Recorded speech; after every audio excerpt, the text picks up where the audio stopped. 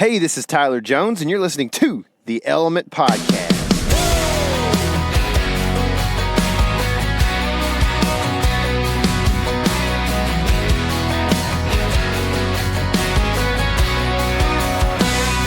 What's happening, all my woods people? Today we're sitting here sweating it out again. It is a pretty brutal day, but it's nothing like yesterday as far as humidity goes, I feel like. Oh, it's so much better. Last night, my guitar, I had a guitar in the case that was sitting in the back of my truck at my house, and when I woke up this morning right at daybreak, dude, it was sweating. That case was sweating harder than I've ever seen anything sweat, I think. It had so much water on it, dude, just from being humid. It's almost like sketchy that your guitar case is sweating that much. Like, was the guitar okay? I mean, I'm sure. Yeah. I haven't looked at it, but it's closed up, so it should be good. Yeah, I feel like I put guns in cases that are closed up for like a year, and then I look and they're real rusted. My guitars come out about every week. So. Yeah, that's good. Yeah, no big deal. And the strings really is all that I would worry about rusting, which I can just replace those pretty easily. But true. It's been warm here, and you and I have been sweating it out trying to get into elk shape. Oh, man. It's funny because I went to elk country and got out of shape while I was there. Yeah, it's kind of a weird deal. Yeah. It's like I helped write. I actually wrote part of an article for a guy recently, and it was one of the questions, was talking about like things you do to mentally and physically get through like rutcation. And I was like, well, really, I just work really hard about 9 months out of the year, and then like for 3 months I just eat duplex cookies. Drink Carl's Jr. Carl's Whataburger Jr. and like Whataburger and just sweet teas and Cokes and whatever else can keep me awake with caffeine in it, And it's like that's just kind of what it ends up being. Like, you go to deer country, you get out of shape. You go to elk country, you get out of elk shape. Yeah. I mean, it's just what you do, I guess.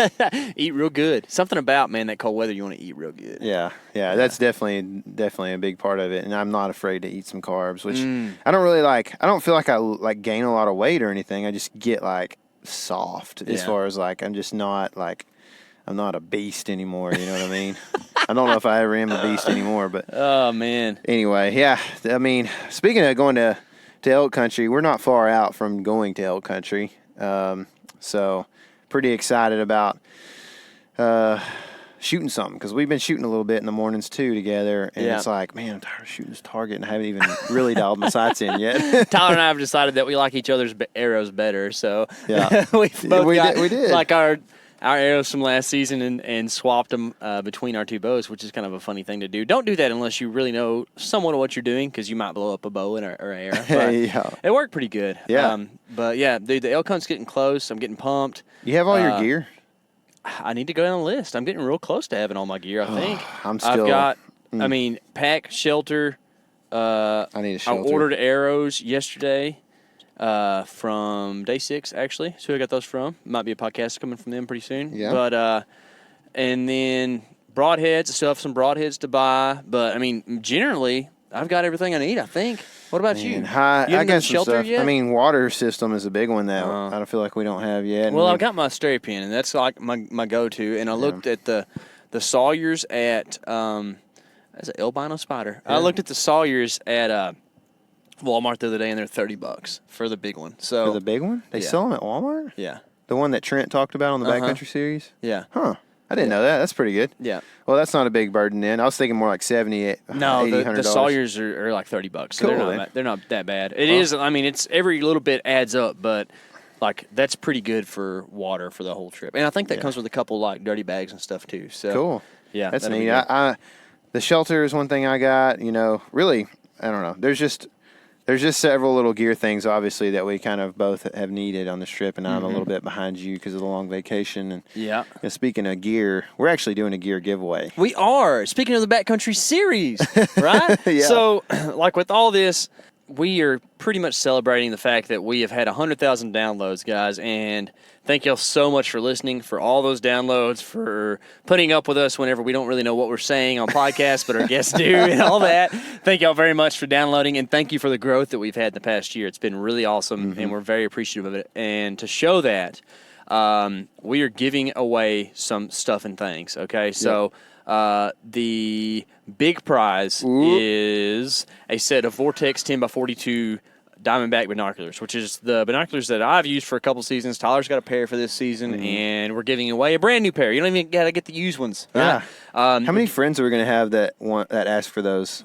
Like kind of on the side, you know what I mean? I already had 2, so I don't know. But like, hey, what do you think about choosing me for this? Yeah, I'm for like, real. You need to give me a review first. We are for real fair. So the way you win is by giving us a iTunes/Apple Podcast review. And a lot of you have done that in the past, and we really appreciate that. And guess what? You're not out of the running. You can still win because we choose from anyone who's ever given us a review, so it's not a time period or whatever. So, guys, head over there.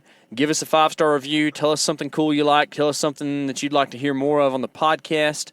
And I think we decided that we're going to end this thing when we get back from the Gila hunt. Yeah, we're going to choose somebody probably on the way home from the Gila hunt. Between naps. That's going to be, yeah, exactly. So that's going to be like, probably late September. Yeah. So you need to like try to get your review in by mid-September. So if you can't do that, I'm sorry. Yeah. And also, along with that, we're giving away other stuff, too. It's not just the binoculars. Giving away some Onyx Premium memberships, some cool swag, and then also, and we're well on the way to this, so this might happen. Really? If you guys, y'all, if you're in the South, as we like to say, if y'all get us to 100 downloads during this promotion, which I think it started at 197, we will give away a trail camera as well in this whole deal. So pretty sweet. Actually, one of my favorite cameras that we run is going to be the Exodus Trek. We're going to give away one of those. Yep. So go over there, give us some reviews, guys, and we will get you some cool stuff. Yep, for sure. You know what, man? I can't hardly do it anymore, but I want to open these tags up, man. I have been receiving tags in the mail, which are some of my favorite things to receive. I love that you got these. These are good ones. One of them is Kansas, so it's always good if we can draw there. And we've hunted there quite a bit. It's fun. The other happens to be from the Iowa Department of Natural Resources. Oh, you're a whitetail freak. I am. Man. DNRs, dude. That's when you know you're in good deer country. Oh, man. I think it's the Deer Natural Resources or something. For sure. But I got me an Iowa tag in the mail yesterday, and it's real, guys. Like, I'm really going. How many years have y'all been listening to us, like, say, oh, we're going to Iowa next year, Well, I'm pretty sure episode 4 was called Hello, Iowa. Yeah. And that was when one of the first episodes. went and scouted Iowa. You say 4 a lot, but 4 was Whit Fosberg.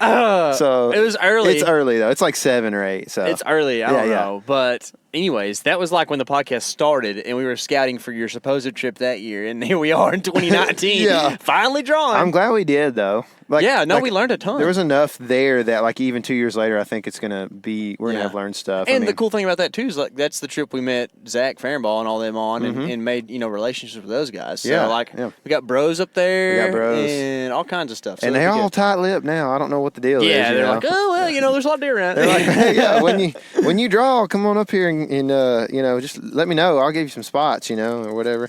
And I don't want spots, and I'm kind of exaggerating there. Tongue in cheek. Now it's like, hey, I drew this tag. Like, oh, that's great, man. Be like, yeah, it is. Left on red.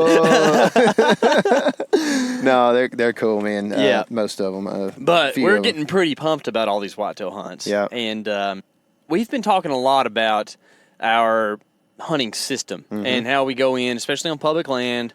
How long have you heard me complain about my wide stand clanking on bushes, right? Yeah, I think in the review you do a little funny go through these trees and get stuck because your stand is that's right. The review of your stand. One of the element evals we actually talked about both of our stands, I think, right? We've done so. You're going to be heading up to Iowa. I don't know if I'm going to get to go with you every time you go. It depends on when you kill. First day. That'd be good. And we got hunts all over the country, and I think being mobile is going to be a super big thing. So actually today we're talking to someone who might have some insight to that. For sure. We've got Drew Walter of Wild Edge, and Drew's just a cool guy that I've kind of met through social media and seen his product, his steps for a long time. You and I have kind of salivated over having something a lot easier to maneuver with and a lot lighter, right? And those seem to be that way. I've never put my hands on them or anything, but we've got Drew to talk about everything that a saddle hunter or that somebody who's a potential saddle hunter might have a question about, hopefully. And we're going to go through, there's going to be some stupid questions that some of you guys that are saddle hunters are like, oh, these guys don't know anything. But I think that it'll be helpful for a lot of people. And not everybody has $500 to invest into a saddle system or something like that. So, it's something that is trendy and is catching on fast. But at the same time, like, there's a lot of people still out there that are just kind of don't have the green card from their wife to let them go ahead and buy that, so... and that's me, actually. So, I mean, but when you buy, a nice pack and all these things we're getting for the elk hunt and this and that, you kind of got to pick your battles. Yeah. We talked about this the other day. We had a guy that was like commented on a video, was like talking about the fact that I was wearing Sitka when I shot Nameless, but I was shooting a bow that was like 12 years old. And I'm like, dude, you just can't You can't have a brand new everything every year. You know what I mean? Like for sure. I have something that's 12 years old because I've been buying a Sitka system for like the last 4 years, And so like, yeah, I'm wearing Sitka, but I bought, I either bought or had Christmas presents or whatever given to me over the last 4 or 5 years so that I have that nice stuff, So. And what this bro didn't know is that actually on your lowers you had on the Michelin Man natural gear pants. Yeah. So, I didn't even have Sitka pants at the time. Did you not at all? I thought you had those Equinoxes on. Yeah, I borrowed some Equinox from our buddy Anthony. Yeah. So those weren't even bought by me. So that is. Yeah, I had like these. He calls them the Michelin Man pants. They're like they're so gigantic. They are. They're gigantic. But it's a nice like outer, and it's in natural gear, which is a good camo in my opinion, especially when you're talking some of the places that we've hunted in the Midwest and. That's just it. Like sometimes like you need new arrows every couple of years, usually if you're shooting some stuff right. So like, that's $100 and something bucks, plus broadheads and everything else. I mean, you're talking about like, if you're making good money, then that's one thing. But if you're just an old blue collar guy like you and me and struggling between jobs, you can only do so much every year. So did you kill that deer? Nameless? I did. With that 12-year-old bow? Quickly. Yeah. How about that? Right? Quickly, he died. Okay. Yep, he did. He quickly died, and there was a massive blood trail, and though it didn't pass through, it went through both lungs. So it's pretty crazy how that happened. The goal was accomplished. That's right. A little woodsmanship, and you follow the blood trail, and you're there. You know what I mean? He's dead. So and that's the goal, and so like. Obviously, we're all these ideas that we've just thrown out there come down to this. We're about to interview Drew with Wild Edge so that you have an opportunity to see if you want to spend that money to kind of this year, I guess, spend the money so that your system looks a little bit different this year and ultimately is more effective, hopefully, right? And so you're also making a decision on whether like this gear is going to help you and make its value, I guess. So. I guess with that said, let's go ahead and get Drew on the podcast and chat it up with him. Sounds good. All right, so now on the podcast, we've got Drew Walter of Wild Edge, Inc. What's happening, Drew? Just living the dream, boys. How you doing? Man. Trying to do the same. Yeah, we are. We've been sweating it out this morning already, man. I know we kind of talked about this off air, but the humidity has been ridiculous, and we've been working out in the mornings, which is technically better than an evening workout around here in Texas in the this time of year. But we've been getting ready for elk, which I think you're kind of doing the same, huh? Yeah, I'd say I'm a little behind on the getting ready part, but planning on going. Well, I've seen you on social and stuff. You look like a pretty fit guy. Like you probably don't have trouble getting up and down the mountains too much, do you? Yeah, I think I'll be all right. Yeah. I used to be big into bodybuilding and lifting weights, but started a business and that kind of drifted away from. I did the same thing, man. For a long time, I kind of did the amateur bodybuilding thing and thought I was going to do it. And then you meet somebody and marry her, and then that kind of goes away. Yep. Kids, family, business. Yep. Yeah, for sure. Nowadays they've got those. I was in Colorado this summer, and in the convenience stores they've got these little miniature oxygen packs that you can buy. Really? And just carry the mountain with you. I'm like, I don't care how fit I am. One of those might be nice, for a pack out or something. You can just hit that thing and roll. Dang, that's cool. One of my buddies that went out west, he said the same exact thing. He brought a couple of them. He actually went to the doctor and got a prescription for one. Oh, really? And he said it was a lifesaver. He said when he was bent over trying to catch his breath, he'd just take a hit of that, and he said you'd wake right up. Like how long does that last you? How many hits can you take off of that thing? I don't know.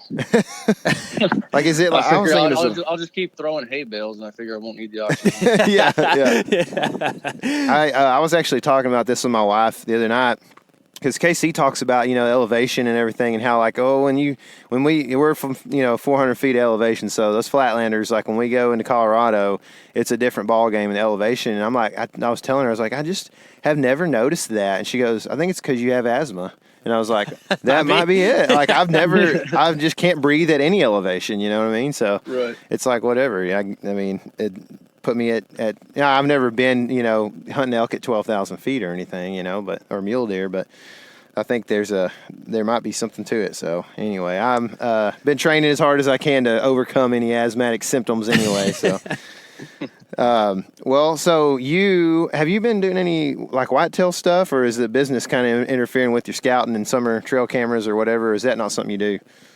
Oh, dude, I'm so far behind. I was just talking to my buddy this morning and saying I got one camera out and I got my food plot planted, and that's about it. I'm way ahead of this, what I am right now, but it's just this year's been insane. Yeah. How big is the property you hunt? I mainly hunt pretty much all public land. I have a couple small pieces of private land that I've hunted my entire life.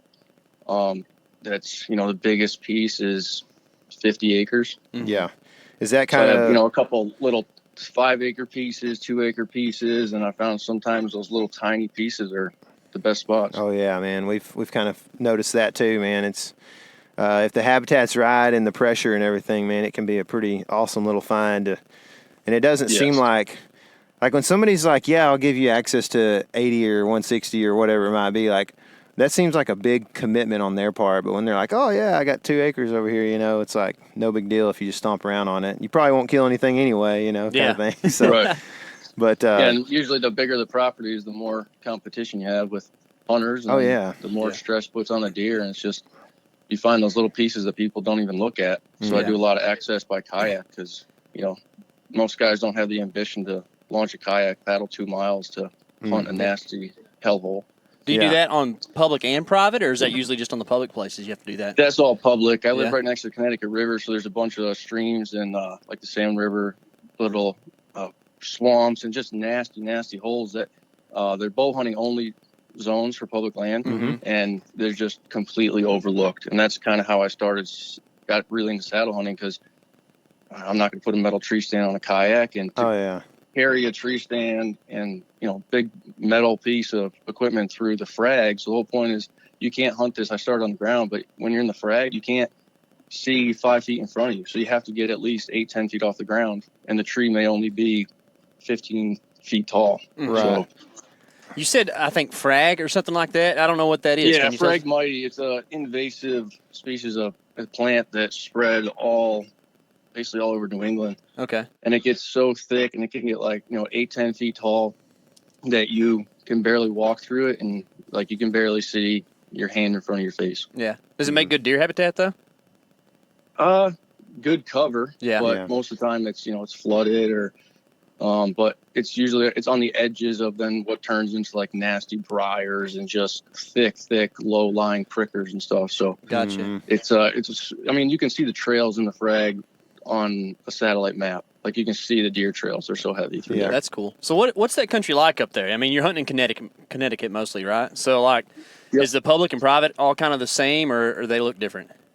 No, public land up here is you need a written permission slip to hunt on private land from the landowner.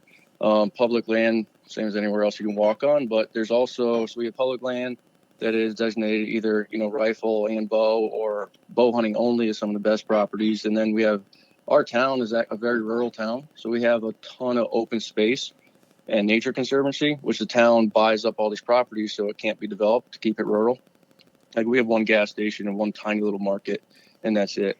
So what the town buys up these pieces of land, and then they allow residents to walk in on April 2nd and pick which property they want to hunt. And there's only a certain amount of people allowed to hunt that property. So it's public land. You have dog walkers and bikers and all kinds of people on the property, but it's owned by the town. Yeah. Gotcha. So I do a lot of hunting that way. And any public land I can get my hands on. So, like from a habitat standpoint, I mean, what's the difference? I guess that private's developed into like agricultural producing or like cattle country or whatever. Yeah, so we have, there's a lot of small farms around here, so cattle farms, but we don't have, the only ag we have around here is hay fields. Yeah. So the hardest part is like there's really no such thing around here as glassing for deer. Yeah. I mean, Same here, Northwestern man. Connecticut, there's there's some cornfields and stuff, but around here where I'm at and mainly hunting, if you can see 100 yards, that's a miracle. Mm-hmm. So, there's no glassing from a vehicle or any of that. So it's a lot of hardwoods, big oak ridges, pines, and just thick, nasty swamps. And we're right on the Connecticut River. So basically my backyard just goes for a quarter mile and then drops straight down to the river. It's cool. So it's, a lot of river bottom lands. And yeah, we have a variety of everything, but not much ag around here at all. Dude, that sounds so similar to what we kind of deal with here. We're a lot of Bermuda for hay production and cattle. And we used to be a lot bigger dairy country than we are now, but with the way that the dairy market is going, it's a lot of big dairies now more than it is small. So it's all turned into like tons of hay production, which, deer can nose around and find something sometimes in it, but there's no glassing in the, there's no velvet scouting or whatever that you hear about, it's, and same thing, like creek bottoms and just nasty thick. We got lots of cedars and oaks and hickories and hardwood type stuff. So this is very interesting and exciting that we get to talk to you about this, because we don't get to relate to a lot of people sometimes that are pretty hardcore most about of the time when people they say thick and they think thick is like, you gotta kind of push through it and it's just not wide open. And when I say thick, it's like the prickers and briars just stop you. Yeah. Like you cannot move. Yeah, I know about what that feels like. It's not fun. Yeah. And the other day we were actually sitting at a trail camera on public, and I headed off down this thing that I thought was a deer trail, and it just fizzled out, and then pushed through for probably 5 yards, and then I turned around and looked at Tyler and said, you know what? It just ain't worth it. Let's just we just turned around and found something else. Right? It's just too thick to even go through. And we found that the deer do use that stuff, but there are even places where they don't even like to go to. But whenever you talk about a swamp, I feel like that's a regional term that we all use, but it might mean something somewhere else. When you think about swamp, are you talking about a place that actually has water in it, or is that like a creek bottom or something? Yeah, when I say swamp, so it's it has water in it. It's just a nasty, nasty hole of, swampy water that can be up to your ankle, and then all of a sudden you step the wrong direction, you go up to your chest in water. Ew. So it's just nasty, nasty. You're jumping around on the clumps of trees and just to try to get through it. And that's like another reason why it's so hard to find sheds. It's like, they could just be anywhere. Basically, the only shed you find around here is the ones you step on. Yeah. Swamp. There's like swamps. Like I always say, that's like when I see a piece of property and it's all hardwoods, and then there's a swamp. That's the first thing I key in on. But then you got to talk about like swamps that are down by the river bottom swamps that are just a whole different world. Yeah. Did you traditionally? Have you grown up hunting this kind of country in this area, or is this something? Yeah. Okay. Yep. Yeah, and so like. Traditionally, like in a cultural sense, did you guys, how did you guys hunt? Did y'all do party hunting with shotguns? I know a lot of people in like thicker country will do that kind of thing, or dogs, or is it mostly just tree stand hunting, or what? I was different growing up. My dad was he was a serious bow hunter. He didn't kill a deer with a rifle until like 2 years ago. He is always a strictly bow hunter, and he was a traditional, set the tree stand up, sit and wait. But I have a problem sitting still, so I've killed more deer on the ground than I have out of a tree, just still hunting. So really? I was always, the traditional set up a tree stand. I'd sit in it, and then, I'd just get antsy, or I'd see a deer, and I'd get down, take my boots off, and literally stalk them in my socks, and then I'd go back and move the tree stand if I was unsuccessful to a new spot. So I was always moving. So and then obviously every gun season we had the big parties we did deer drives, and so bow season was always super, super serious for me. And then gun season comes around, and that's the time to just screw off with your buddies and just do a big deer drive and get as many deer in the freezer as you can. Yeah. Do y'all hunt antler a lot, and then gun season's kind of when you transition over into getting meat? Yeah. So I guess it's all evolved. When I was younger, I killed every single thing that ever walked by. Yeah. Because That's fun, man. That's a lot of fun. You can kill unlimited does here. Wow. Oh, man. And then for every 3 does you kill, you can get another earn a buck tag. That's cool. So you can, I would kill 15, 20 deer a year when I was younger, but then that got into, other obligations, not having time to butcher deer. So we do all our butchering ourselves. So early season, I'll usually whack a couple does, get them in the freezer, give them to landowners and family and everything. And it's usually, but like last couple of years with the business, I've been so busy. My family finally gets like October, like, Drew, can you please kill some deer? I got you. So like still hunting, that's with a bow you're talking about, correct? Yep. And so you're just guns. like with a rifle, there's no way I can sit in a tree. I get so antsy. Yeah. But with a bow, especially recurve and compound. Explain kind of like high level what that looks like, what that process looks like with a bow. So my favorite time in the whole entire season to hunt is when it's raining. So anytime it's raining, all my buddies around here know I'm hunting while they're at home. Because obviously for the obvious reasons, it's quiet. Your scent's getting washed away. So that's the time I poke around. But like still hunting to me is either I know a spot where I know deer are bedding and I can creep up on them if the wind's right and the conditions are good. But then there's also mobily hunting where I'm going into a piece of property that I kind of know or I'm totally unfamiliar with, and I'll have a couple steps in my pack. I'll have my saddle around my waist and my bow and a lines in line. And I'm scouting. I'm still hunting as I'm scouting essentially. And if I find a good spot, I have a couple hours before dark, or I'll set up and then always remember that spot for coming back in the dark in the morning. Mm-hmm. So it's kind of a little bit of scouting and hunting, still hunting at the same time. Uh-huh. If you're, going into a predetermined spot where deer are bedding, how long does it take you to kind of penetrate that area? I feel like you'd have to go super slow and probably do like some short-range glassing and stuff like that, trying to pick out deer that are bedded. Yeah, it all depends on the property. So I have a lot of the town and public properties. If I'm walking a walking trail that is obviously known for people walking every day, I'll cruise. I'll just walk just like I'm just a dude walking that's totally oblivious to nature and just walk. And it's amazing. So in the dark, when I'm doing that, I'll be walking down a walking trail and then, I'll use a lot of guys walk in the dark, but I'll use a super high lumen flashlight. And when I'll scan for eyes, and when I see eyes, I'll just hold that light right on that deer's eyes and just blow them up and walk right by them. Mm-hmm. Sometimes you walk right by them at 20 yards, you keep it on them as you walk by and you keep going. They have no idea what happened. Then other times it could take me an hour or 2 hours to get to my stand and I'm only walking 100 yards.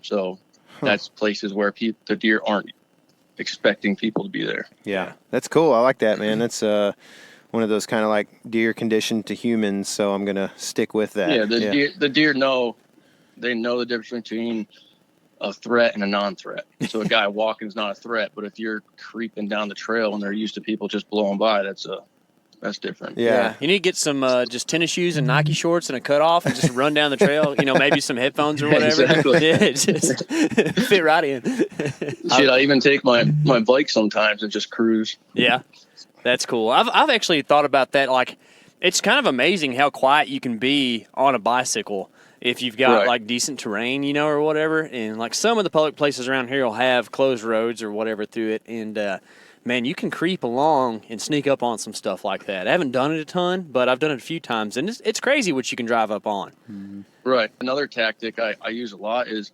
I'll just put a turkey call in my mouth and I'll walk and walk a couple feet, start scratching the leaves, or I'll just act like a squirrel. Like the woods are loud, so if the leaves are super crunchy and it's calm out, I'll just tap my feet, walk, scratch around the leaves, stop. Walk, tap my feet, so it's like if they hear that, it's like, oh, it's just a squirrel or a turkey. Yeah, that's cool, man. So kind of that whole like antsy kind of personality trait that you have there is kind of probably helped you develop the style of hunting that I guess you're kind of known for now, and the business that you've alluded to several times, which is Wild Edge. And you have created something that Casey and I have been very interested in for some time now. That is the step system that you use. And I think that's really a cool thing, because I can remember last year, one of the last days of the season here in Texas, I think it was early January, we went in to a few different spots, trying to get on deer kind of late in the season. All our spots at this point had been just pretty much blown out by either us or other hunters. And so we're kind of looking for new stuff. We're kind of stalking through, and, I'm carrying 10 pounds of sticks that are going to get me, anywhere from, probably 14 to 16, 17 feet in the tree, depending on limbs and stuff that I can use. And it starts to wear on you. And also, having that big aluminum stand on your back with little bitty straps, and everything else we carry, camera gear and all that. It's just, it's definitely intriguing to look at your system there. So can you kind of explain how you came into those steps, how you figured out that was something that you'd want to start producing? Yeah, so it's actually, I didn't come up with the steps. It was a man named Jim Stepp. He's a Vietnam vet, and he lost his leg in Nam, and he basically invented the step ladder. Jim's last name is Stepp, S-T-E-P-P. He invented the step ladder. He was a machinist, fabricator, welder, just so he could climb a tree, but instead of using alternate steps, he could put both feet on a single step, put the next step up, bring his good leg up, and stand again, both feet on one step. He made it super compact, and the design of the step has not changed since he invented it. And I grew up hunting with him since I was like 14. And we still hunt together to the day. And when I got done traveling for work, I was getting a little sick of traveling all over and got out of the Army. And then he basically said, take the business and run. It's cool, man. So that's how Wild Edge started. And then that evolved into saddle hunting, and our saddle and all our other products were basically founded on just the fundamentals of making everything simple. Mm-hmm. So simplicity of, I'm not pulling, sticks up the tree with ropes, and I'm not, I always wanted everything to be super simple, and I found a way to always do things easier. So if I come to a project, I'm like, I can think, I know how to do it. Well, what's the easier way to do it? What's a smarter way? So that's kind of how everything evolved, all our products. Yeah. Just focusing on the hunt and not trying to make climbing a tree complicated. Yeah. Yeah, that's kind of a neat way of looking at it, because, man, we do make it so complicated sometimes with the big sticks and heavy tree stands and stuff. Did the steps come along before the saddles, or did they kind of come along about the same time? Yeah, when I started the business, that's pretty much, 2015 when I started saddle hunting seriously. And that's basically just because, like I said before, when I found these spots along the river that I accessed by kayak, there's no way in hell I'd be able to haul a tree stand in there. And I only had to get, 10, 12 feet off the ground. So I bought an old arborist saddle and started using that. Used that for a couple of years, and then developed a relationship with Arrow Hunter. And now I use all Arrow Hunter saddles. And Arrow Hunter's making our new saddle coming out this fall. Oh, cool. Cool, man. So do you feel like you prefer a saddle in every situation over a tree stand, or are there times when you still like to have the metal tree stand? Oh, I don't use any tree stands anymore. The last couple of years, it's like, we have a lot of properties that my family hunts with me, and friends and relatives that come here to hunt. So I'm Mr. Guide around here. So I said, if you guys want to hunt with me, then you're using a saddle. Yeah. Because even in sets that I have that the steps stay all year for a couple of years, trees that are always hunted, this saddle just, to me, makes so much more sense. You have complete mobility 360 around the tree. And so many people look at it and they overthink it and they think it's harder to shoot. It's easier to shoot out of a saddle and more natural than shooting out of a tree stand, because you're maintaining your T-form as you're shooting. You're leaning out against a tree. You're not worried about bending at the waist and all that. And, everyone spends all summer shooting on level ground at a target. Well, you get in a tree stand, it's a whole different world. Where saddle hunting just, to me, feels so much more natural. You're controlling all your movement by your feet and your hips, and your upper body and your hands are totally free. You're not worried about stepping off a platform. It's safer because you're attached to the tree the entire way up. And once you get up to the top, you're attaching your tether and then unhooking your lines in line. And it's a safer, more convenient way. And you wear the saddle in, you wear it out. It's not a tree stand that stays in the woods, and it's super quiet. Yeah. So it's not for everybody. It's a little bit of a learning curve, but to me and everyone, I've had buddies show up the night before to go hunting the next morning. They'd never saddle hunted. I throw them in a tree the night before, and they shoot at a target in the dark, with truck lights, and the next morning they're killing deer out of the saddle. Mm-hmm. Man, that's cool. That's the quiet aspect is another thing I was going to mention as well, because we did 2 years ago we hunted a buck on public and kind of got blinded by just a nice buck, which doesn't always happen to us on trail camera here, and we were crossing a creek to access a stand site, so the creek was probably like 40 feet across, so we had to have like a little tiny kayak. And doing that in the dark with trying to balance like a 13, 14 pound stand on the front or back and your bag and trying not to get wet, and man, it was a circus act in the mornings, So yeah. So imagine just having a saddle around your waist. Oh yeah. While you're kayaking, it's just. And the other thing is, when you're tree stand hunting, you got to remember your safety harness and your tether, Mm-hmm. your tree stand, your sticks, whatever method of climbing.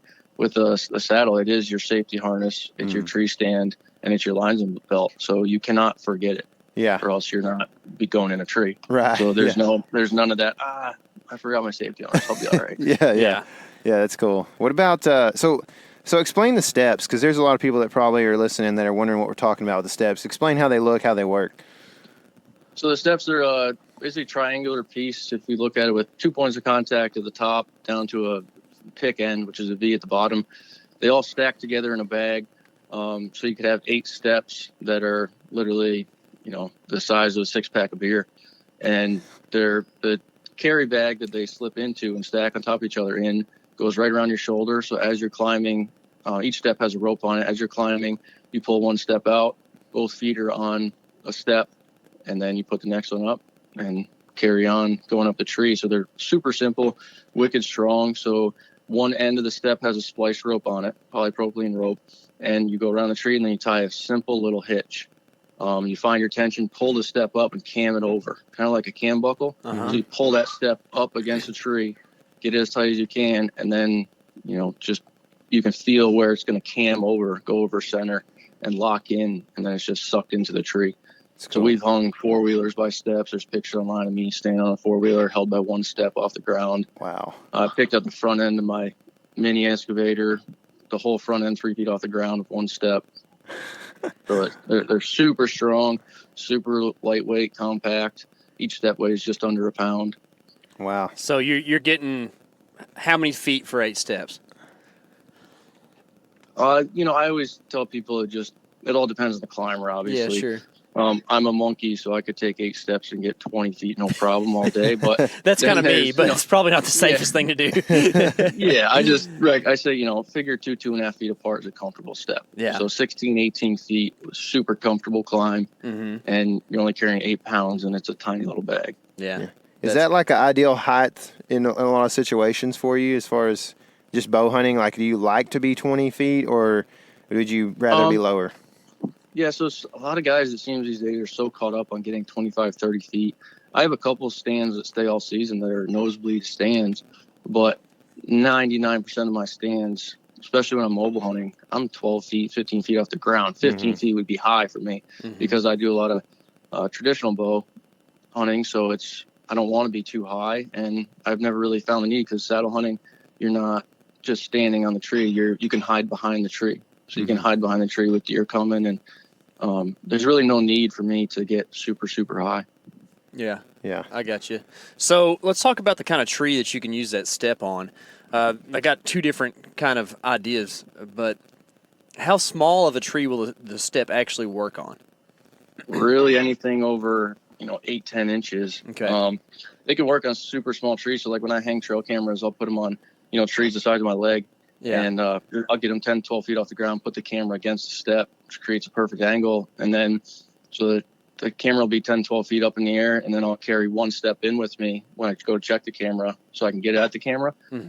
So I've gotten so many more pictures of, mature deer never looking at the camera. So just walking right under it.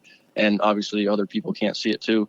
But in other trees, we sell 8-foot ropes. You can get around a monster tree. You can't even fit your arms around. The 6-foot ropes are for any tree you can basically wrap your arms around. But we'll make any custom rope that a customer needs. Yeah. And, every tree is different. you can essentially climb any tree. I've climbed metal telephone poles with the steps. But, like a pine with wicked thick bark, you're going to want to get that thing super tight and cam it, suck into the bark. Yeah. But like when I'm mobile hunting and I'm going to go up the tree and then in a couple hours I'm coming right back down, I'm not worried about getting them super tight. The only step I'm worried about getting super, super tight is my platform. Mm-hmm. So. Yeah, I was wondering about that because we have, we hunt in the Midwest a good bit too. And last year we had some pretty difficult situations with some cottonwoods because A, they're giant, and B, their bark is so rugged that it's soft and big and thick and so jagged that it's really hard to make a step, kind of get in there and grab a bite because it's so varied. Is there a way or a specific scenario where with a tree, like let's just say a cottonwood specifically, like is there a way to make the step work very good on that bark? Yeah, so what you're going to want to do is the biggest key to the step is making sure that both standoffs, when you go to cam them over, are going to have equal pressure when you cam it over. If one has more pressure, that one will dig in, the other one won't. Yeah. So it's super easy. You seal with your hands, boom, I got pressure. And then some trees, if you want the step super solid, I tell guys, you got to put a little testosterone into it.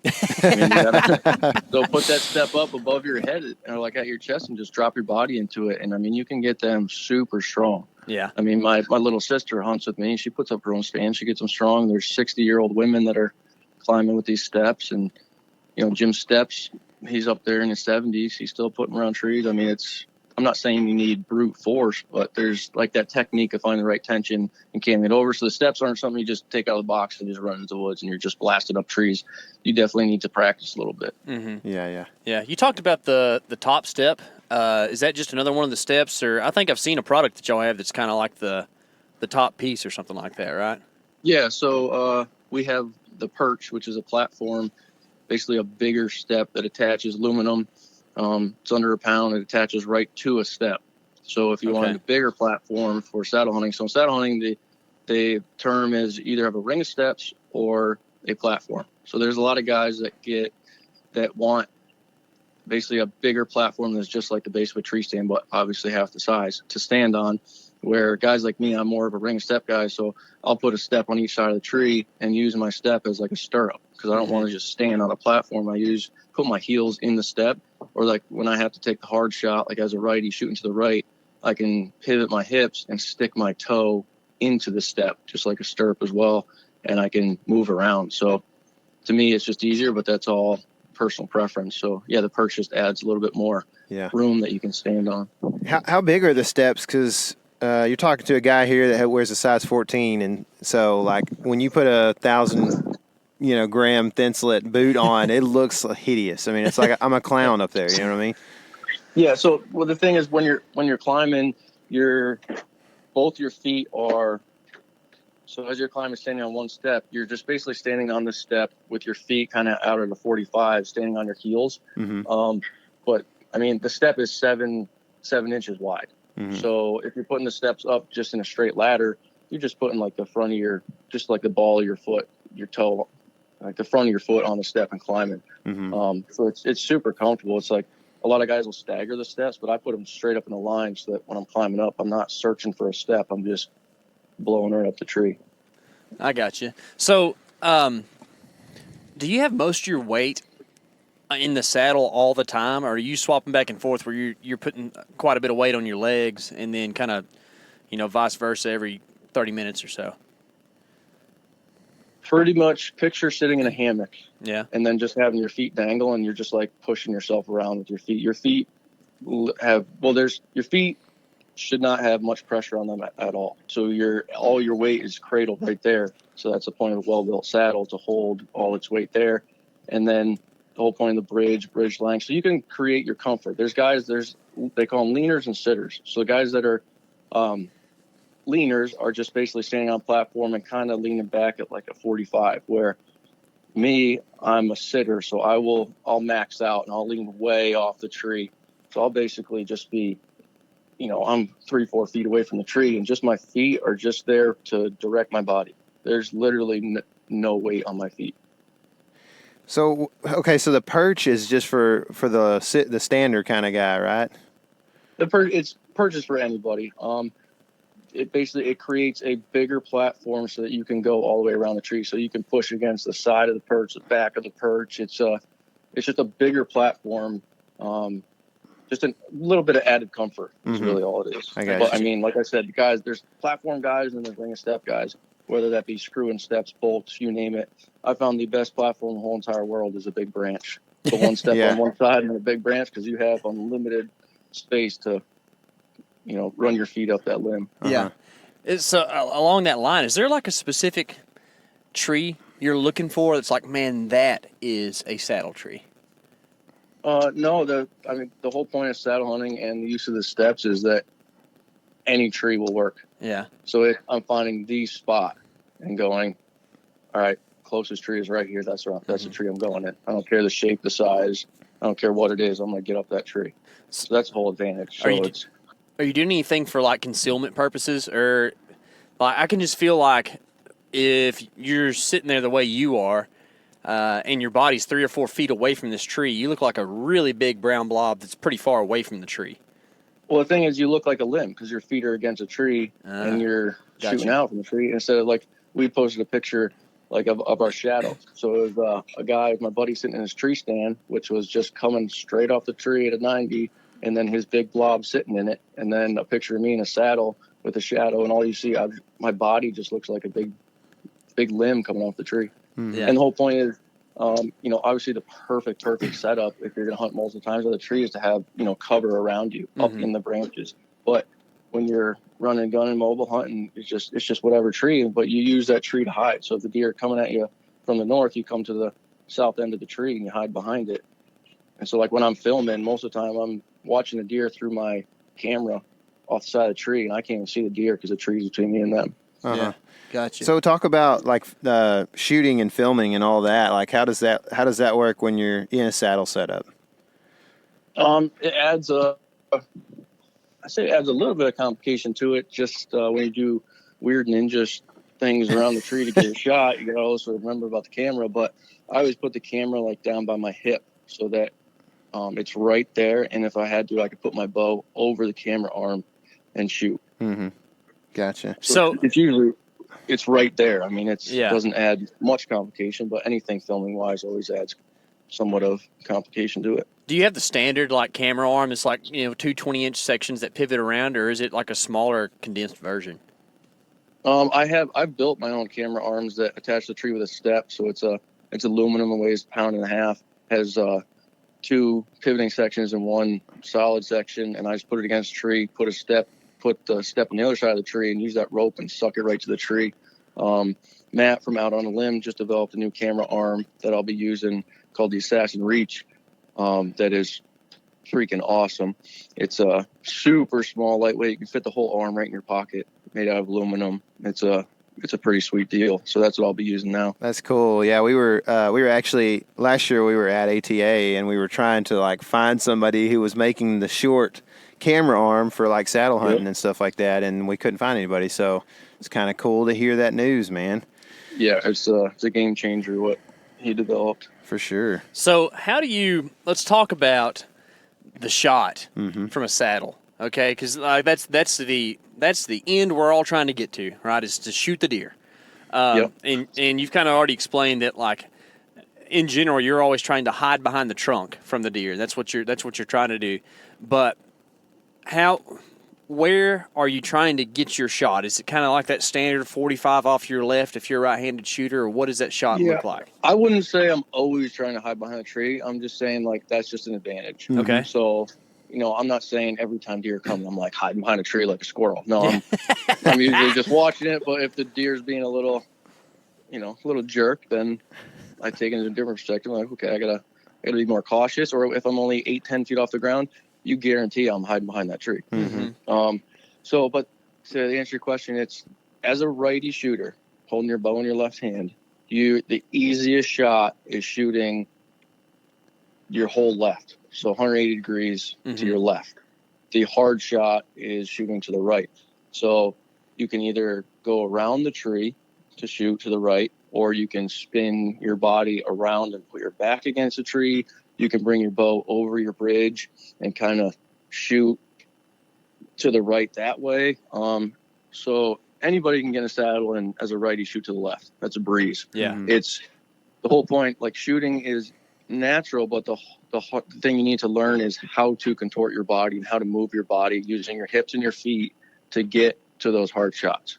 Gotcha. Yeah. So that righty shooting to the right, coming over the bridge, like that just sounds like how do you get your hips around?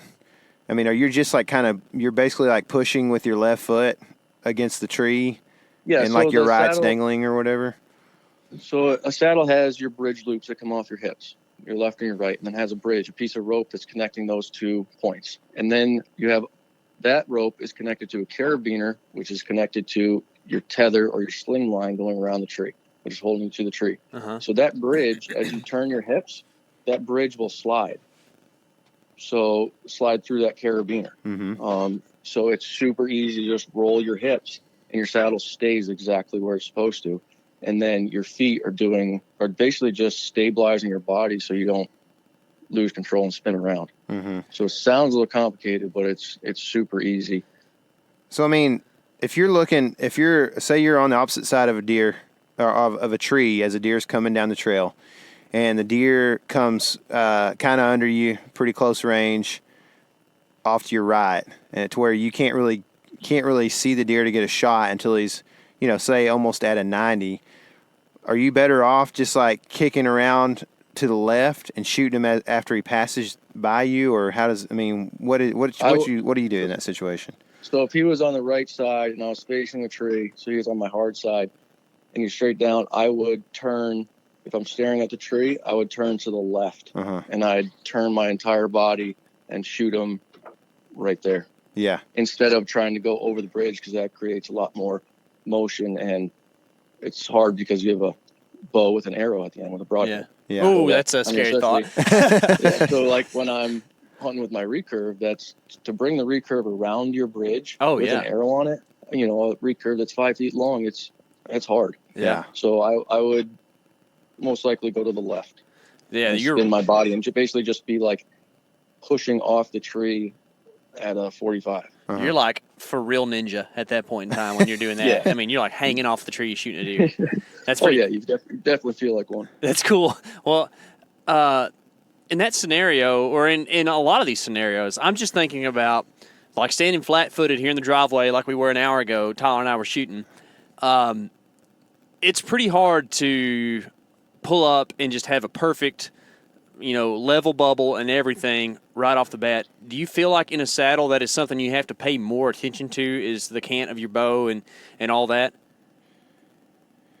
I wouldn't say so. I mean, it comes natural.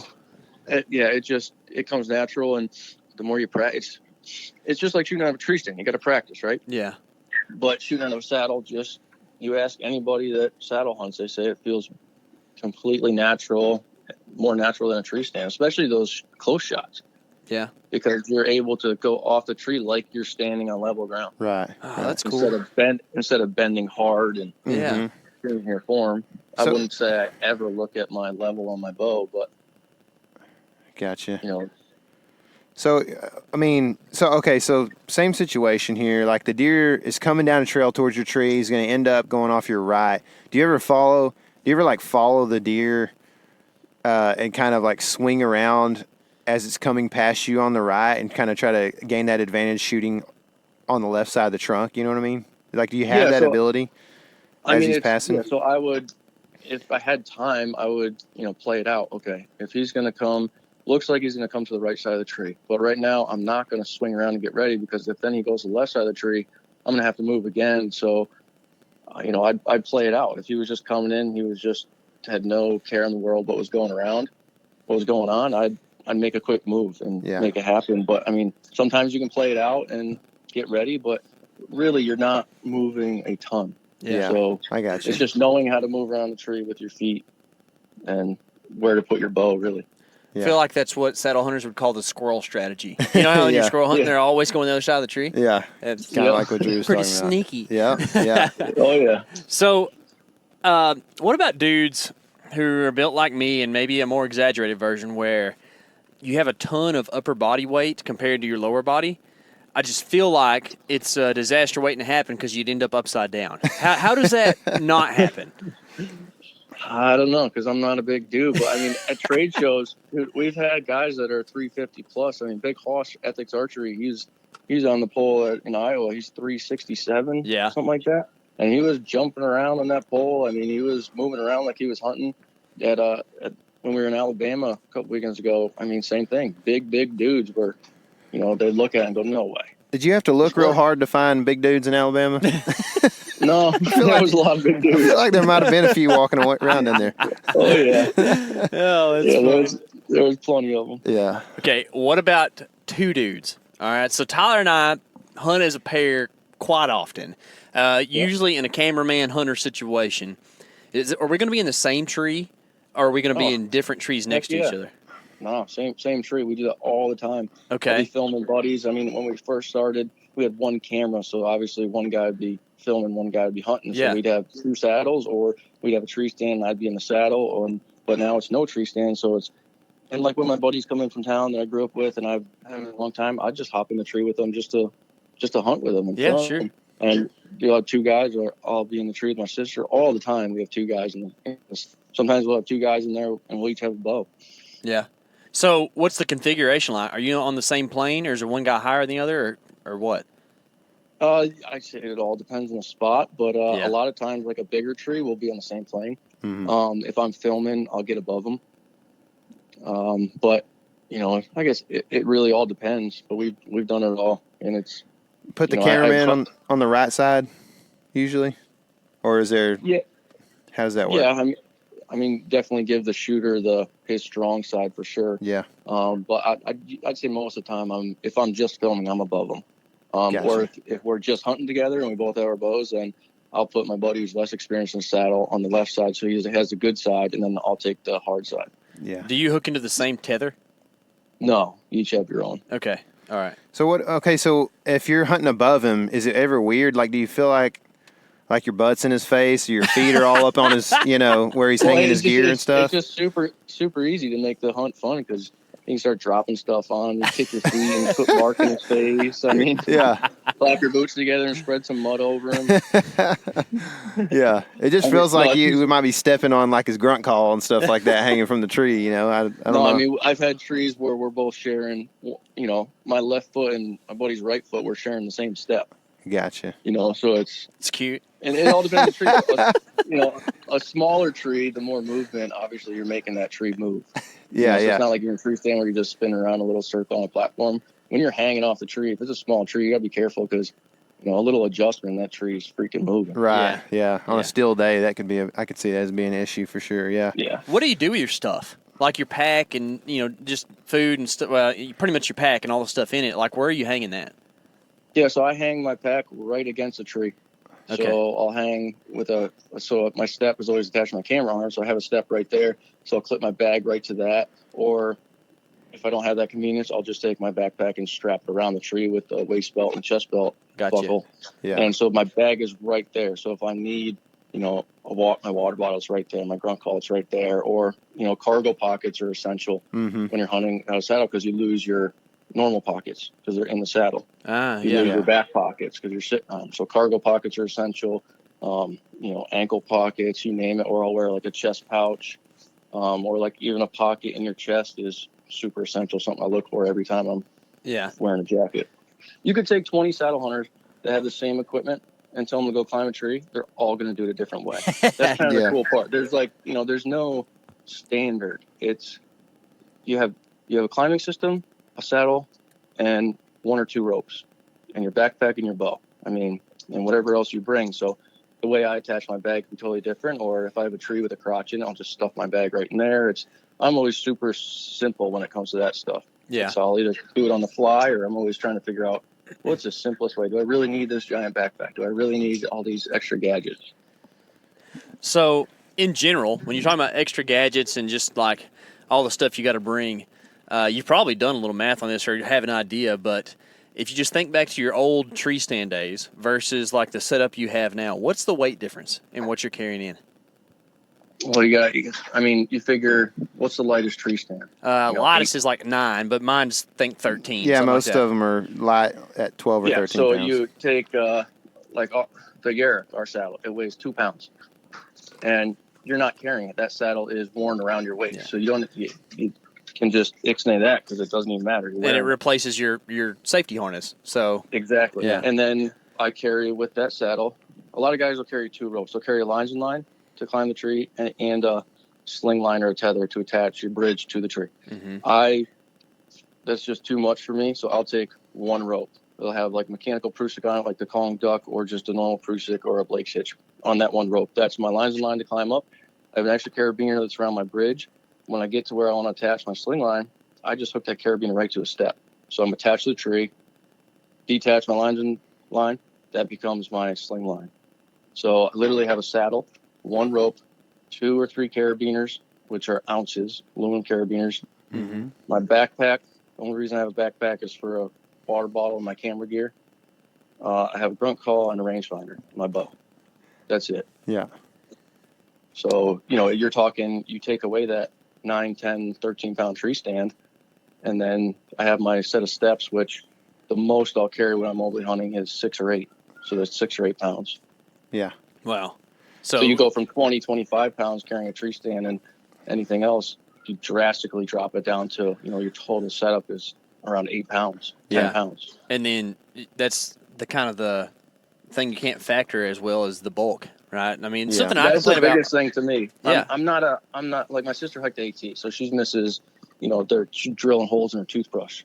I mean, there's guys that saddle hunt that are so worried about weight, where it's like me, the difference in a couple pounds, that's nothing to me. I really don't care. I'd rather simple and comfortable than shaving off 2 pounds, especially and I like compact. Yeah. So if I'm carrying 4 or 5 steps, that's literally, 8 inches by 7 inches in a little bag. Yeah. Mm-hmm. I'm glad you said that too, because that's kind of how Tyler and I look at things. Like, man, Tyler's a former college football player. I work construction. Like, we can tough some stuff out. A couple pounds is not that big of a deal. I'm not trying to be a tough guy or anything, but like, honestly, I'm opposite of that, because if it makes me more comfortable when I get where I'm going, I'm all about it. Like, I'm going to pack the extra heavy sleeping bag in to go hunt on a wilderness hunt because I want to be warm. I don't want to make it through the night. I want to like sleep through the night. That's a different thing. And it's the same way with deer hunting. Like, they make lighter stands or whatever, and honestly, I've got a pretty good-sized platform stand because I kind of like the big platform. But something we complain about all the time is that, man, the thing is a good 4 inches wider than my shoulders on each side. Right. And nothing sounds more unnatural in the woods than metal. Oh, yeah. And it's clanking. Every time you walk through something, it clanks. Yep. So I'm usually crawling, and I'll get to a spot where it's like I'm thinking, how in the hell am I going to get through that?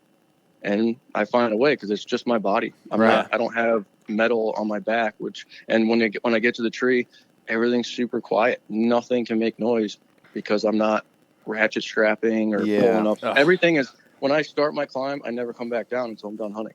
Yeah. Everything is on my body right there. I'm not pulling anything up off the ground. My bow is even on my body.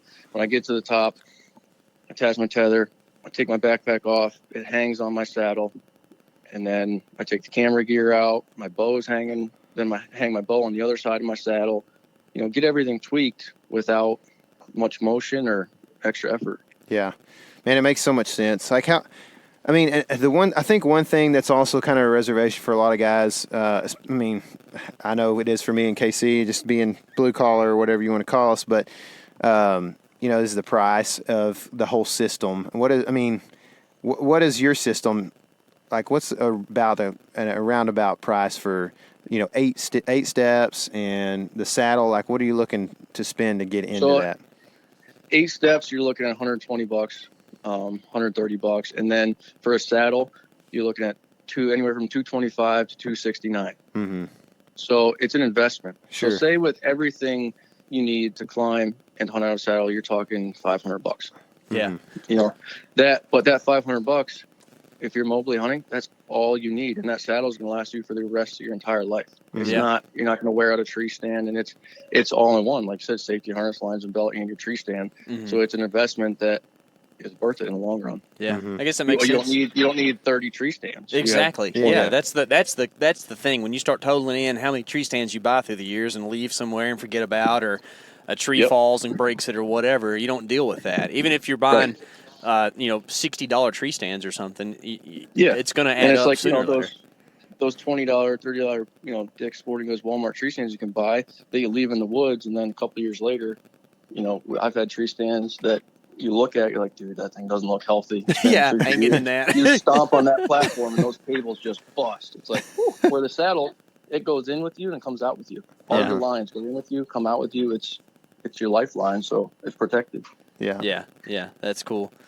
Well, that's cool, man. I think it's something that's definitely worth taking a look at. I mean, I don't know. I feel like if a fella did his research, he could definitely justify it and figure out why it's a good idea. Only person who doesn't really need a saddle would be the one who hunts from the ground. So I mean, and you can wear a saddle while doing that, right? So yeah, if you wanted to. No, I mean, the beauty about today is there's a wealth of information. Mm-hmm. I mean, you go to like our Facebook page, Saddle Up. You go there and you can find anything you'll ever want to know about saddle hunting. YouTube. There's just a wealth of information out there. Anyone that saddle hunts is more than happy to help out a newcomer. Yeah. And that's a big point, man. And Tyler and I have been talking about this the last couple of weeks. Like, we live in such a cool age where every bit of information, mostly, that you would want to know about something is at your fingertips, right? Yep. And you can figure out new ways to do things. Like, I didn't know saddles existed before the internet. I didn't even know it was a thing. Mm-hmm. Nobody on TV hunts in them because, I don't know, they just like to sit in their tree stands and get sponsored by folks. But,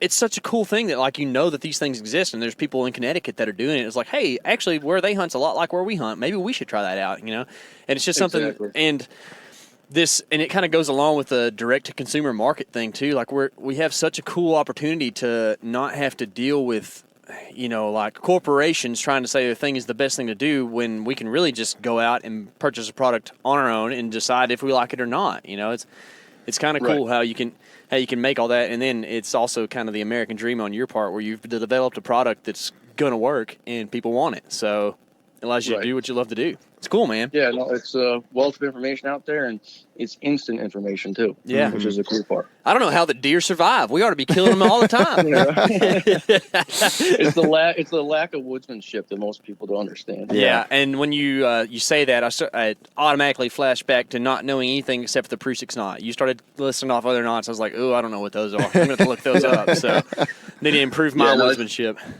My biggest thing is I always tell people, don't overcomplicate it. Yeah. You may look at something like saddle hunting and go, what in the world? Don't overthink it. It's like tying your shoes. Yeah. Well, that's good. Good advice, man. Good. I think that's a good way to probably wrap this thing up. Drew, we appreciate all this knowledge, man, and what you're trying to do for the deer hunt community. And I guess the last thing I do is give you the opportunity just to send some of the listeners to see what's going on with Wild Edge, man. Yeah. No, I appreciate you guys having me on. And, anyone can find us, wildedgeinc.com, our Facebook page, Wild Edge Inc., Instagram, YouTube. And if you're interested in saddle hunting, just check out the Facebook page, Saddle Up. Cool, man. Well, reach out to us on Instagram, Facebook. We'd love to answer any questions, For sure, man. I'll link to all that in the show notes. So if you're listening, go check it out. Drew, we appreciate it, man. Good luck this year. I hope you get to put in some preseason work and can take a little break from business at some point this year. Well, thanks for having me on, guys. Appreciate it. Yes, sir. Well, I know I had a bunch of just stupid questions probably, but Drew was game for it all, man. He gave some good answers, and I like guys that are practical and make their comment. And I mean, he's just like a natural on the podcast. You know what I mean? For sure. We'll have to have him back on to talk other things just like northeastern hunting and that kind of thing a little more. So yeah, for sure. And he's a cool dude, and he's kind of like us. Comes by it honest and worked hard his whole life, and is a veteran, and appreciate that. And for just sure. the fact that he kind of seems like he's a dreamer, but he's a guy who takes hold of what he's after. You know what I mean? Like, he wanted to do this thing with Wild Edge, and he's doing it. It's pretty awesome. Yeah. I think that after talking to him, I'm going to go check out their social a little bit and look at really how the system works. Because I've never really, you know me. I like to fiddle with stuff. I've never put my hands on a saddle very much. I talked to a guy at ATA who had one on. I didn't really want to like put my hands on it, you know. So I would like to put my hands on one and see about it. Let me check out your diaper real quick. But I think they're neat, man. I think it would be practical for what we do. I think they're cool. Yeah, for sure. I mean, it's something you and I have looked at for several years, and and like I said at the beginning of this podcast, you know, it's one of those things like you're building a system, and it's always going to change, you know, here and there. But some years you got to have the 12-year-old bow, some years you got to have the 12-year-old stand, and so like. Hopefully this year maybe we can up our stand game a little bit. Yeah. You know, that would be cool too, because a lot of times you and I are talking about, especially with this Iowa hunt, like not really being there a whole lot to like have spots picked out and maybe not even understanding really how deer use the landscape up there. 100%. I mean, deer are deer, but they're going to do different stuff in different places. It would be cool to have everything you need with you, comfortably walking around with a bow in your hand and suddenly saying, you know what, this is where I need to It's go. raging in here. I haven't seen a human footprint in, you know, a half mile. Like, this is where I need to be. Yeah, and you don't, like, you know how the big, mile back, you know, that's the public land thing? Yeah. Big deal. Mile, I'll go 3 miles. You know, Right. if you've got 8 pounds worth of stuff with you, like, big deal. That's the thing. And we actually did a ton of map scouting yesterday. It was one of those days where it was, you know, 9,000 degrees and 9,000% humidity. And we were like, you know what? I think today let's just map scout. And so we did. And we plugged it in on the TV, you know, an HDMI cable, and went to town looking at all our dots and making some new ones. And we talked about a spot yesterday that was like about a mile and a half back in Iowa there, and I was like, man, you know, that's a haul back in there, you know, in all honesty, and not that I'm not willing to do it, but it's like, well, you could kill a 140, you know, relatively easy in Iowa. You know what I mean? Like from a half mile from the truck. Yeah. You know what I mean? Yeah, where it is a half mile from the truck, because there's a lot of deer and there's a lot of great habitat within, you know, range of a truck. Or of a parking lot, half mile. So anyway, we were like, man, should we? I mean, you can make it easier with a kayak, but then how do you launch a kayak because the parking lot's in a weird spot, you know, and just all these different things. And if you had like a 8-pound system, it wouldn't really be nearly as bad of a walk as you do when you have 24 pounds or whatever. For real, like straight up your camera arm and camera way more than what your tree stand does in that scenario. It's pretty cool, man. It's pretty cool. But I can't wait for whitetail season right now. We were shooting the bows earlier, and all you kept saying is like, man, I'm just ready to shoot something for real and not this plastic stuff. Dude, I just get this like vision every once in a while where I can like almost just feel it, like I'm there, you know. It's like early November and there's a deer that I'm shooting at instead of a target. It's because you watched The Lion King last night and y'all were thinking, can you feel the hunt tonight? I think that's it, man. Plus, those animals look really, really extremely real these days. Every time I see an animal, a 4-legged creature, I like find the crease. Like, that's where I put it. Yeah? Almost did you do that on that black squirrel we just saw? I did. I said, I'm going to put the beat of the shotgun on your head and blow you out of the tree. Dude. No, but, like, it's kind of bad. Like, even the family dogs and stuff, I'm like, right there, you know. Yeah, that's kind of I don't weird. actually want to kill them, and I'm thinking about, like, but a dog's a good thing, because especially, like, that big lab my in-laws have, he's the size of a deer. Yeah. Like, he's 130 pounds. He's big. Yeah. And it's like, okay, that's about the right size, you know. And you just kind of find the spot, you know, whatever angle that. And you're like, I couldn't make that shot right That's there. funny. He's about the same size as a deer around, you know, a buck around here or whatever. Yeah, a doe would be like smaller than him. Yeah. It's crazy. Well, cool, man. I guess last thing I would kind of say here is, we did put out an element eval video in case you haven't seen it. It's of a trail camera, really nice trail camera. If you're looking for like a nice trail camera, we did the best camera that we've ever used. We did a review over it, which is the Exodus Lift 2. And so go check that out if you're like looking to up your game and you don't want to buy like a bunch of $60 cameras that hardly work. This camera is awesome. So it's something that like if you have private property or whatever, like it's a great opportunity for you to really kind of monitor your herd really well, I feel like, and have tons of options. So check that out, as well as I'm going to keep trying to put together some videos of the trip that I was on here over the next couple weeks, and then we'll have a PLC that at the time that this is released, you guys will be able to view that new PLC. It's not crazy cool, but there was a really cool like coyote encounter we had at like 3 yards or whatever. Yeah. So there was a couple of cool things going on, and just like us generally talking about our strategies and thoughts, and also as we're kind of like scouting a new property and hanging trail cameras here in Texas. So anyway, just some interesting things that might be going on there. And then also don't forget the gear review, or the podcast review, where we're doing gear giveaway for a thank you for all of you. So appreciate the 100,000 downloads, guys. Give us a review, and you'll be in the running for all the gear we're giving away. So just don't forget that. I know you remember it from the beginning of the podcast. Anyway, Casey, anything else, man? Dude, I just hope everyone's trail cameras are lighting up with big velvety bucks. Mm-hmm. And I hope those bucks actually stick around for the season, because a lot of times they don't. So anyways, it's a lot of fun to get the pictures, but don't get your hopes too high, except get your hopes real high, because this season's going to be awesome. That's it, man. I mean, and honestly, like, somebody's getting trail camera pictures of bucks right now that are going to be the ones you shoot in November. How about that? I mean? Like, that's right. Somebody's taking a picture of it somewhere. That's right? exciting. That's the best part about, like we talked about, that's the best part about hunting, is like the mystique of like having something come in that you've never seen, and it's like November 7th, or whatever. Yeah. So anyway, hope you guys are having a great summer, and we appreciate all the support we've had with the Backcountry series and just this one and all the growth that we've seen. Thank you guys for spreading the word, and remember, this is your element. Live in it.